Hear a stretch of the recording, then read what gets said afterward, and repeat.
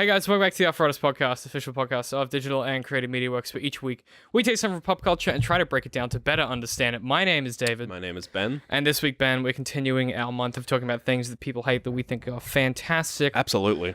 We choose several hills to die on, and I think both of us are doing a video game, and then both of us doing something else. Something else. Whatever that other thing is. It's going to be spicy, whatever, because I've got a few in mind, and I think they're all going to upset people. I have a couple, actually. I got a few really positive emails about last week's episode with the Assassin's Creed Unity stuff. That's nice. But, this is going to annoy some people. yeah, I didn't get any death threats or any hate, so I think that was... I think the video games we're going to be okay with. I think it's when we start getting the other stuff. Yeah, I think if we're going to pick some contentious stuff up, but as it's your week, I figured it is my week. I don't know how experienced you are with like the intro stuff, but I figured I'd handle it to you to introduce your topic. Me? Yeah. Well, okay. Tell us what we're talking about. This week on Art for Artists, we are talking about the defense of 11 table tennis.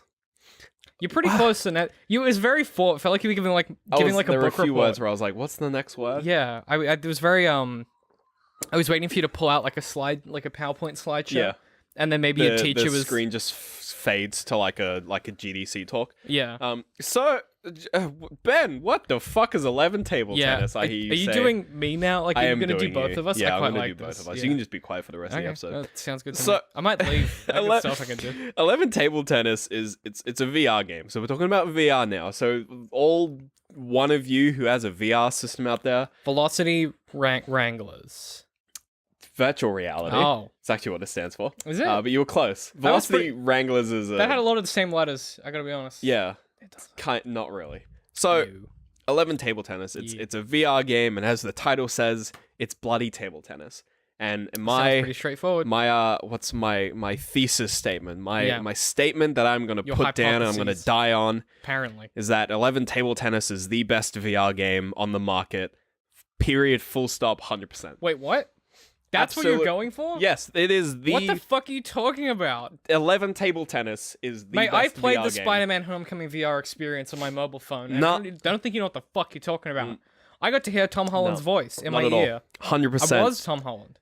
11 table tennis. You're a fucking lunatic, mate. What are you talking about? I'm gonna take half an hour of your time. I already have umbrage with this. You're already annoyed? Yeah, this is ridiculous. What are you talking about? So let me set the stage. Let me explain what 11 table tennis is. Please do. Please patronize me. me. It's table tennis in VR. Twist. That's it. It's table tennis. Okay. It's just... But does it play like actual table tennis? It's just perfectly emulated, 100% accurate, down to the individual, down to the spin of the ball and the aerodynamics of it as it moves through the air, 100% accurate table tennis in VR. Okay, I can see why that would be appealing. And it is the single best VR game. See, I quite like table tennis, and we sold our table a long time ago. So, okay. So it's this incredibly well sort of put together, well perfected, well oiled machine of table tennis glory. Mm-hmm. This game is so accurate that actual table tennis professionals will use it as a way of training just muscle memory. That's buck wild. So you can go into the settings and tweak your paddle to have the exact specifications of the one that of you would use. Professional paddle. So down to the bounce, down to the grippiness, which affects the spin. Jesus. You can't change the weight, but you could just attach weights to your controller. I'll get back to the controller. Oh God. Okay. So you like the paddle done. I'm already scared for your mental stability at this point with what you did. This is a madman who then goes, and then if you strap weights to the controller, it's perfect. Like you can go into a mode that it's like where it just fires like the balls at you, and you can change like every single aspect of how the ball gets fired to you just on repeat, one after the other. The ball, I don't know what they're called. Ball firers, fucking whatever. Well, I don't know, the ball launcher.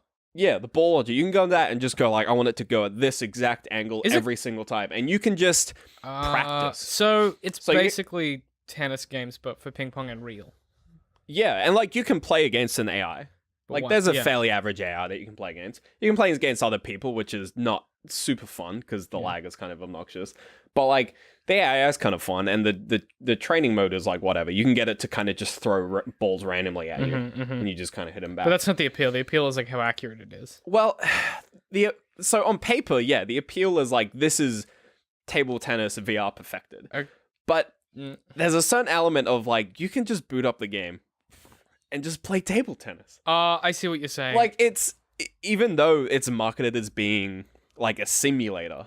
You know, if you're playing, like, if you think about, like, other popular simulators, like, simulators... No, you nailed it the third time. Like Armor. So, like, Armor is like a milsim. But, like, stressful. It is it's like, it's simulating military stuff, but there's so many layers of abstraction to achieve that level of, like, realism. And you have, like, and you also have to, there's so much of your brain that has to be engaged to feel that. Like... You have to allocate part of your brain to the layers of abstraction. Yes. And the fact that it's, you know, it's a first-person shooter. Like, there are... And there's 27,000 controls, and, like, there's so much... And, like, you have to pay so much attention, whereas what you're saying with this is that you turn it on... Do you know how to play table tennis? You can play this game. Then you know how to play 11 table tennis, because it's the same fucking game. I'd like to analogize this with the new Spider-Man game, if I might. Sure. Because I'm gonna hit straight back with my next point. You may do that, but I just wanted to give people an accessible window into this, because you're talking about fucking virtual table tennis. Sure, go ahead. So I've been watching a ton of the E3 stuff, because I've had a lot of free time at the moment. So I've been watching like a ton of the E3 coverage, and they had this interview with the developers on the new Spider-Man game for the PlayStation. And I think it was just like some guy, like a sound designer maybe. Like he wasn't like the studio lead. He wasn't trying to sell it. He was just talking to this interviewer. And he was like, yeah, they were talking about the web swinging. And he was like, I didn't design it, but what I've found is like when I'm at the office, it's like a late night and we've had to like work a late night to get something finished. Sometimes I'll just turn the game on for 15 minutes and just swing around and like not do anything, but just like he's like, it's quite there's something about it that's quite meditative to like do that. Like it's quite therapeutic almost.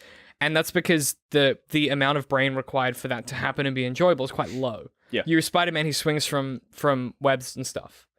And he's in New York and it's really enjoyable. Yeah. It's kind of that same thing where it's like you can just do it and your brain immediately like slots into that flow state where you're like you're just in it. Oh, absolutely. And I get the same thing with this. Like I'll be like, all right, I'm gonna play VR for an hour because like that's about as much as I can handle. And it's like, all right, I'll play some super hot. You know, I'll play like 20 minutes of super hot, and that's hard and fast, and that's like really pumping. It's intense. I'll play some Beat Saber because Beat Saber is incredible, but I'll get back to Beat Saber, but and it's hard and it's fast, and then I'll look at my library and I'll be like, it's just a lot of shooters. This is like there's like a few like strategy games, but they're kind of shit.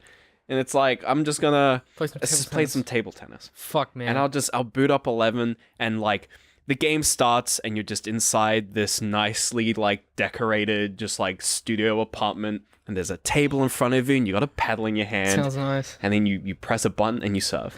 And you just play some table tennis. It sounds quite peaceful. And like the game boots up immediately into just like a low medium level AI like on the other side. And you get to serve every time. You just get to start? Yeah. And you just serve, and he just returns, and you just go back, and he returns. And, like, the AI is just, like, a floating, like, VR headset with a table, with, like, a ping pong thing. So it's, like, it's not intrusive. You can still see what he's doing. It sounds delightful. You know? He'll do little dances between rounds. It's quite cute. It sounds like the most peaceful experience you could have in like a video. Except ping pong's quite intense. Yeah, well, it can get pretty intense when you start getting like pretty quick and shit. We've played ping pong because I used to have a ping pong table at my old house, and we're both somewhat of like ping pong children. Where like we played it a lot growing up. We played some ping pong, and there was some competitive shit that went down when we were younger and fitter and thinner. Like now we're fucking fat old men. Yeah, but like when we were young in the virtual world, when we were young and fit, we used to fucking slam a jam. So, like, and the reason why you brought up like the Spider-Man analogy, and the reason why I'm sort of gonna hit back at that, not Spider-Man specifically, but you mentioned. Fuck you, Spider-Man. I was gonna say Spider-Man that's a whole different realm, but like things like I don't know, things like Superhot or things like Pavlov VR, which is like it's Counter-Strike but in VR. Like that's what. Why would anyone want that? And it's games not fun to start with. Sorry, when you have games like that, they're trying to be something that they really can't. So it's kind of similar to Armor 3. Like Armor 3 is trying to be this milsim, but it's like it can't be. Like it has to have layers of abstraction. It's got to be a video game. There has to be some game in there, not for like entertainment purposes, but just to function. like necessity of design. Like you have to aim with a mouse. We've kind of touched on this before, but there's this idea in like different media of like there are certain things that you have to do because you can't like nothing is a perfect like simulacrum of that. Like in a book, it's really hard to do fight scenes well because if you try and describe a fight scene in detail as you're seeing it, it doesn't feel fast and kinetic. Yeah, well, like in a book, you have words on a page. Yeah. And like in a film, you have to have a camera. Like a camera has to be somewhere. Yes. And in a video, in Arma 3, you have to move with a controller. And when you get in, and it's the same with VR, you're moving with the controller. But with games like, these first-person shooters, especially ones that have movement, which surprises a lot of them. There's a ton of them. Like, and they're immediately going like, all right, you're using your arms to like do all this stuff with the guns, but your feet are a stick. You're standing still and you got to move with the stick. Or you got to teleport around. That's where I think for like shooters should be exclusive to that. It's not AR, but like those places where you go and you play VR like gun combat with the real spaces. Yeah, like there's a place in Brisbane called Zero Latency that does like the big room. You go to like a warehouse scale, and all the obstacles are like strap real. On, you strap on a backpack and you with little and it tracks you around. Yeah. And that to me, I'm like that's it's like laser tag but leveled up. Yeah, which is dope. But that to me is where like that should live as like a concept. Like first person shooters in VR kind of need that to feel like that's to feel real. That's like the end game. Yeah. And there's I can like there are some like VR games like Rec Room, which is like the fact that it's not like 1-to-1 isn't it's fine because it's more of like a social experience. It's kind of stupid and silly anyway. So it doesn't matter that you have to teleport everywhere. It's like whatever, I don't care. But like sometimes you just want something that's just perfectly accurate. Well, yeah, because every now and then you're playing VR and you're just like even sometimes it's like I want to. It's almost like when you want to watch a movie. Like when you're watching a movie, you kind of shut down a little bit. You don't have to apply too much if you're watching a dumb movie. You don't have to apply too much like brain power. You just kind of like soak it up. Yeah. With VR, with games like that require like moving and sort of like applying layers of abstraction, you have to actively engage part of your brain for that layer of abstraction. Mm-hmm. But with fucking 11 table tennis, there's no layers. Yeah, well, it's just like you immediately are just in the location that you would be if you were doing the activity in real life. A good example of, or the way that it was explained to me when I was like learning about arts in like constructing like narrative and like particularly like with world building is like how many steps would it take to create the experience that you're having in real life? And with the VR table tennis game, it's like literally you just put a table and then like it's like 3 steps: the table, the bats, and the balls. The table is really the only element that is missing. Yeah, like if you think about armor, it's like there is this like you have like the amount of steps is infinite. Oh yeah, it's step 1, join the fucking army. Well, no, but it's but in this case it's not. It's rent the warehouse, put the things right. in, Right. Like unlike like a 1-to-1 where it's like the ping pong. It's like you just buy a ping pong table and you can just do that. Yeah. And that to me is more interesting. That's why I think VR pool would be sick and nasty. Is that you could do, except that pool is such a social game, it doesn't quite make sense. and pool is pretty. You get pretty close to the table. So like, I want to talk about the table because the table's a problem because you can't lean on it. Yeah, I want to talk about the table. But if you in real ping pong / table tennis, right? If you touch the table, that you lose the point, right? With the flat hand, from what I understand. Do you? Oh, I'm pretty sure. I didn't know that. Yeah. But so I'm going to talk about the table. I'm going to talk about the physicality of this game. Oh, cool. Yeah, I would love because that is the big problem with VR. So like shooting games, you're plowing these guns, but your hands are just holding these lightweight controllers. Yeah, there's no like DualShock kickback. Yeah, well, they have vibration. We've got that, but it's they're not kicking. You play a game with a sword and you're just swinging your hand. There's no resistance. Yeah, you play Beat Saber and it's just like playing the drums. It's not really like spinning. It's not Ready Player One where there's like a haptic suit that's gives you actually kicking. Feedback. Yeah.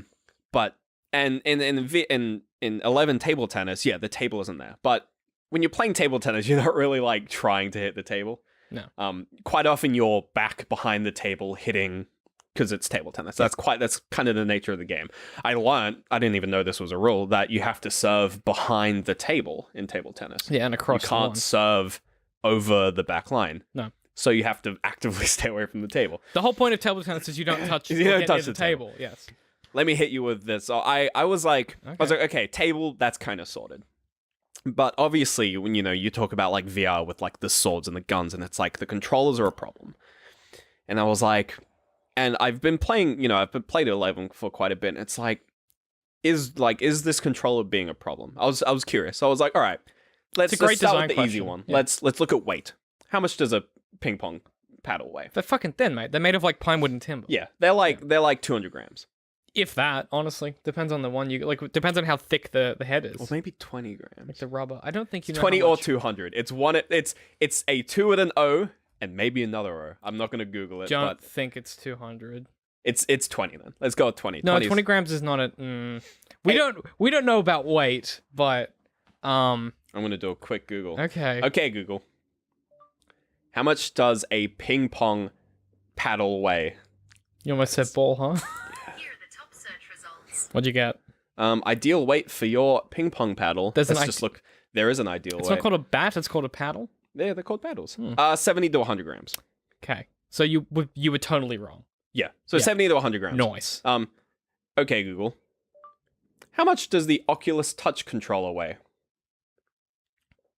Here are the top search results. How much do the Oculus controllers weigh? How much do they weigh? 8.3 ounces.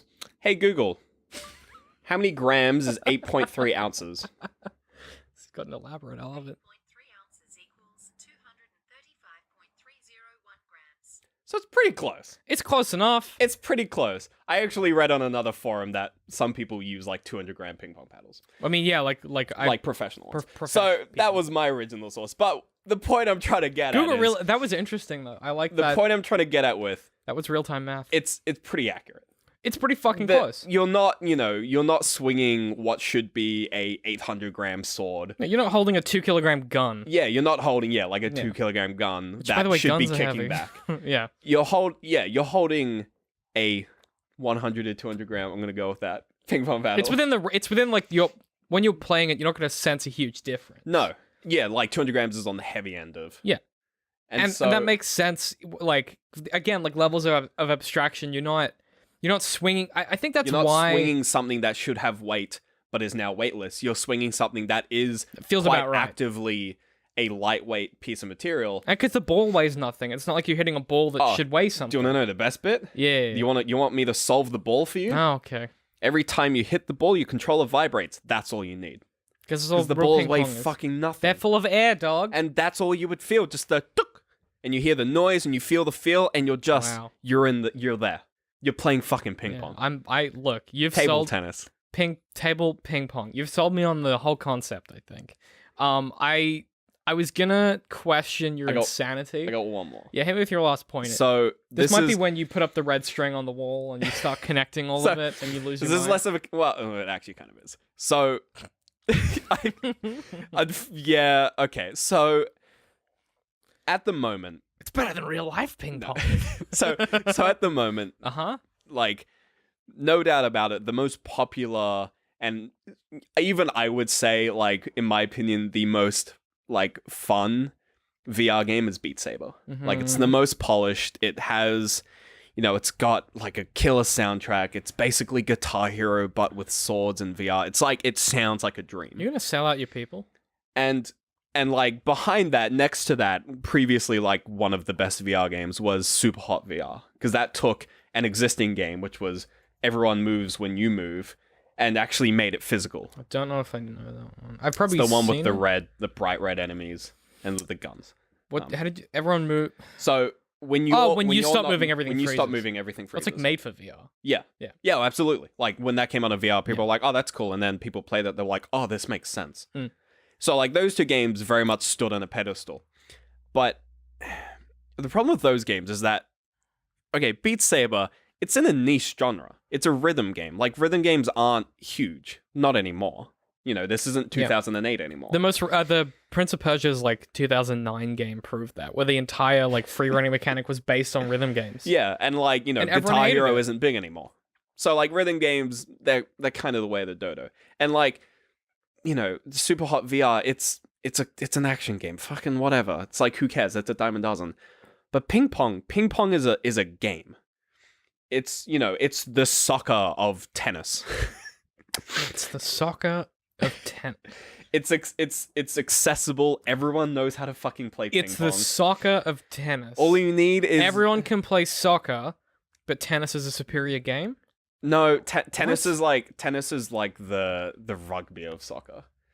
Where it's what or the like fuck that's a bad analogy. What are you trying to say? What I'm trying to say is everyone knows how to play ping pong. Yes, it's fucking like, simple. Ping pong is like universally just good. I see what you're saying. And so there's no need. Like, yeah, it's a sport game, but it's not a sports game. Anyone can get drunk and play ping pong. Is what you're saying. There's no like physical barrier. It's not like there could be a VR soccer game that won't work. But ping pong, sure. Like VR tennis wouldn't work because you'd have to move too much.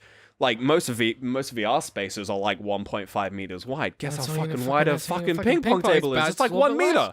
I'm not going to Google it because Ben's going to be wrong so again. But you got a meter and then room to spare. And you're good. And you can swing and hit walls like you do in real life. It's like, yeah, you can swing, but like you're not with like games with like fighting. The ones that you see people punching walls when they're playing VR, they're like attacking things, pretty fun. Right? So they kind of gradually walk forward. You see this a lot. People will kind of like attack something and then walk forward and then walk out of the safe zone and kill their friend. Punch a wall.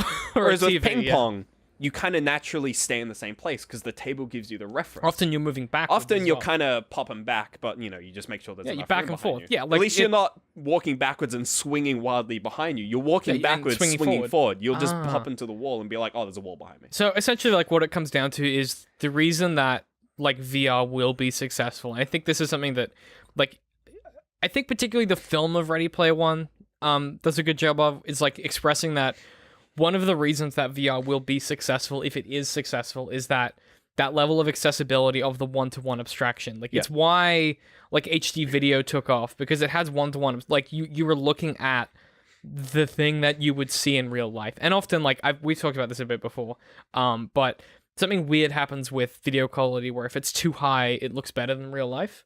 And it's kind of the same. Yeah. It's the same thing with like VR stuff, where it's like if you're trying to simulate something that can't happen in the space you're in playing VR, you have to think about it. Like, whereas it sounds like with this, because ping pong is like literally like this room that we're in is a ping pong room. You could fit a tournament of ping pong in here. Sorry? You could fit like a ping pong tournament. Oh, we could do a round robin ping pong scenario. Yeah, absolutely. This room's big enough. That's full of thousands of dollars of equipment. But like, if we didn't have that in here, it would be great for ping pong. Yeah. Fuck, we should have done that. We should have ended the company. We should have closed the company. Done a ping pong tournament every Thursday. Yeah. Damn it. Fuck you off, artists, for doing ping pong.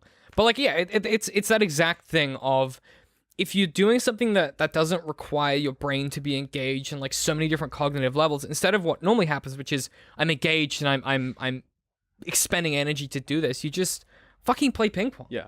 And it's like, you throw on some Kyrie Epson and you hit some balls with that paddle. Like, you chill out. And it's like, you can, there's other games that like would kind of, like work in VR. Like, like VR chess would work, but it's like, why you don't need to be in VR to play plenty chess. Of fucking nerds playing chess. But it's like ping pong, it's that perfect level of it's you wouldn't play ping pong in your bedroom, but it's got enough it's grounded enough to where you can play one person no table ping pong in your room.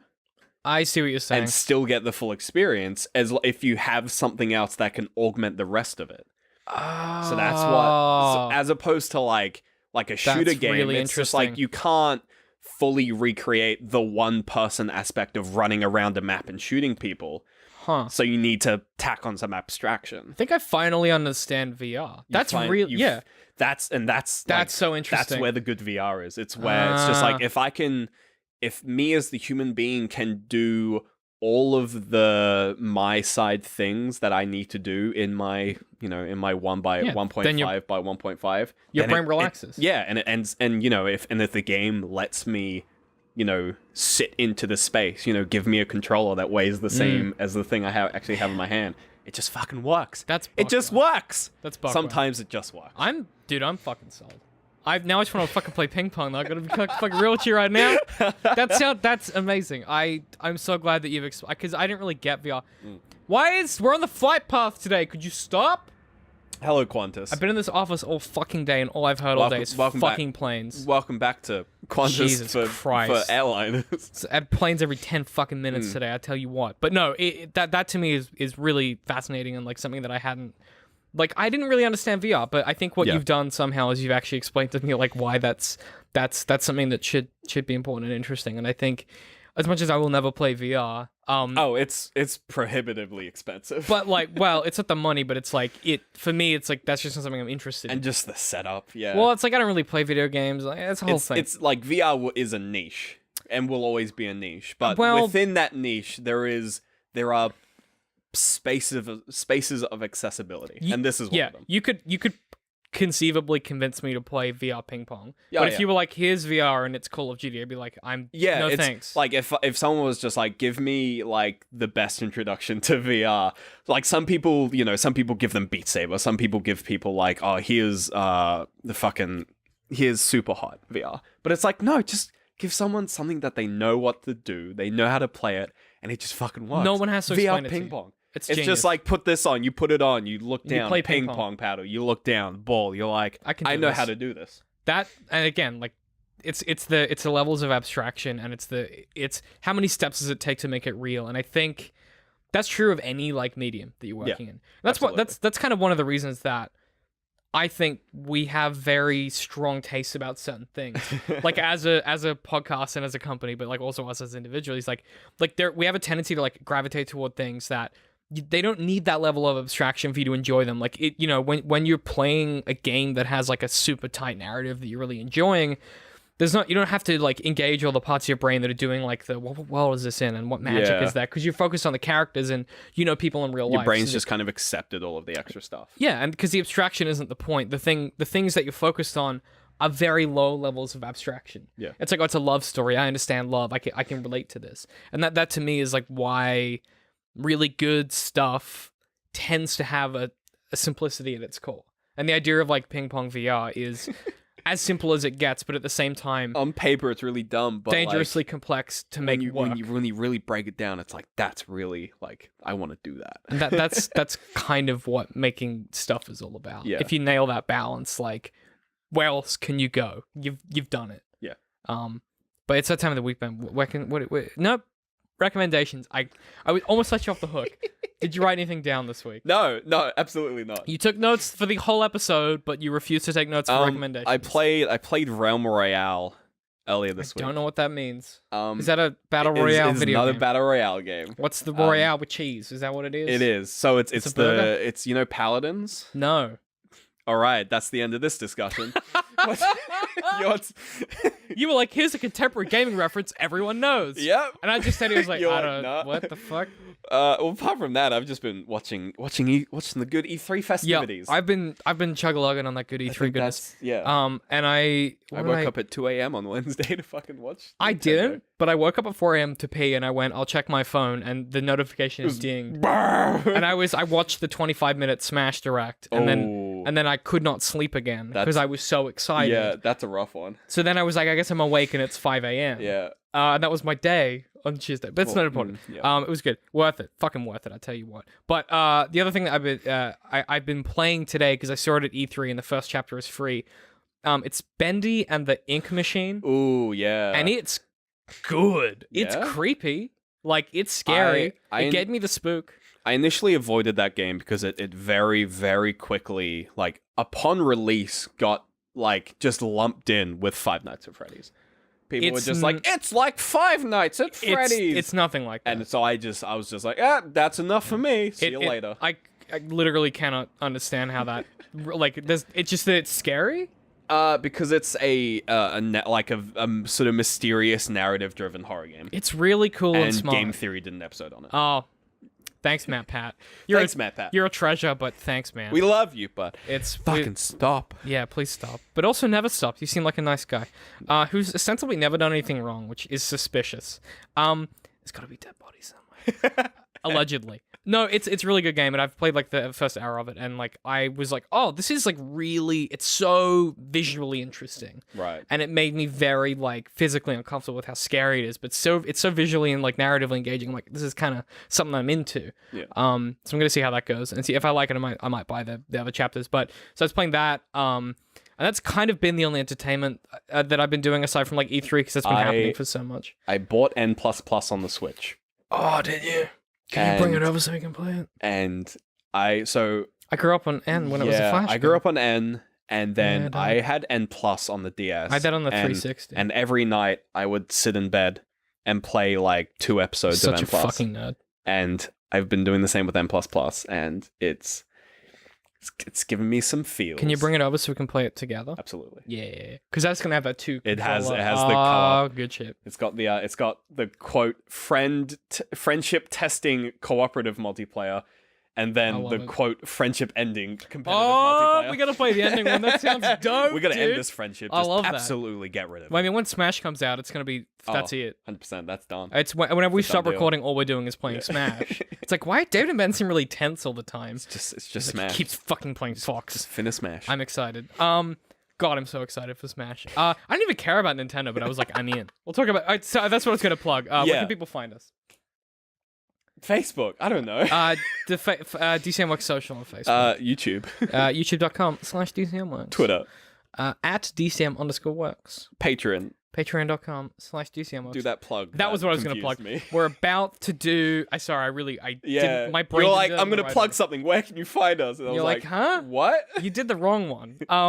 Patreon.com/DCMworks. We're about to record our E3 thoughts and reactions. It could be like half an hour, but it's probably going to be more like an hour and a half knowing us. Probably. Because we have so much to talk about and we care about different things. So if you want to hear what we thought of the whole conference, we'll do what we do every year, which is go through a full list of everything that was kind of announced from the big press conferences. We'll bounce the ones that we don't give a Bounce the fuck fuck about. out of them. It's going to be Get out of mostly- here, all of EA. It's going to be basically Ben talking about Nintendo a lot, me talking nothing about Sony and Bethesda, and Yeah. then like probably someone else is going to get a look in, but who knows who. Yeah. So We'll maybe look at Ubisoft for a little bit. yeah, actually, yeah, because I got to talk about Assassin's Creed. Yeah. That's gonna be kind of interesting because I got some beef and I got some ham. I'm excited for Just Dance 2019. You really like the previous one, and I, don't I hate do you actually for it. enjoy They're Just quite Dance. good games. They are fun. I fuck with them, you know, and I'm a, I got those grooves and I got those moves. So Yep. thank you very much. Put that in your fucking pipe and smoke it, internet. That being said, Ben, if people want to follow us individually, I'm at DC on my Hey Pie. I'm at Literal Citrus. We will see you guys next week.